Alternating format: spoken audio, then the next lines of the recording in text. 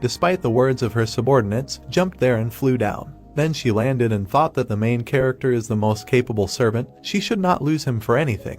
Then she got up and shouted at his servant. He turned and said that his lord was inside. Then the queen wrapped her cloak around him and went forward to save him. A silhouette appeared in front of her. It was a man, not the duke's son. Probably this was his doing, she thought. Then the girl frowned and saw something else. In the distance there was a silhouette of a man. And it turns out that it was the main character who was saving other victims. His eyebrows were almost covered with frost, and his cheeks were so red from frostbite. The others there made a fire, sat nearby and discussed that the student had finally come. Had he really returned because he hadn't come out again? And the boy exhaled and said that everything should work out. After which the man laughed and asked if he was really thinking of leaving, allegedly because the work was hard, and in response he heard that he was in no position to leave. Then his uncle hugged him and asked where his confidence had gone. Even though the student had lost everything, everything was cool. Everyone on the site liked this guy. He always smiled and encouraged others. He was so positive. At the same time he was the infamous dad of geese. And then an accident happened. The man fell off a huge support and could no longer walk. The reason was clear. The young man ran up to him and tried to help, but it was too late. Everything was collapsing due to worn out equipment, but no one was held responsible for it.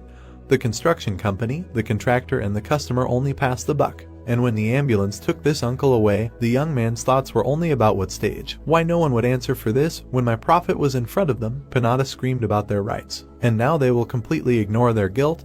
This thought really scared him. Well, what can he do himself? And when he walked forward inside the tunnel, he thought that, in fact, if something like this happens in his sphere, he might be one of those who escapes. True, now the young man brought in the victims despite his own injuries. The queen ran up to him and tried to help. She immediately took off her cloak and wrapped it around the guy. Her thoughts were only about the fact that there was almost no mana left in his body. Did he really give all the work? And the main character himself was barely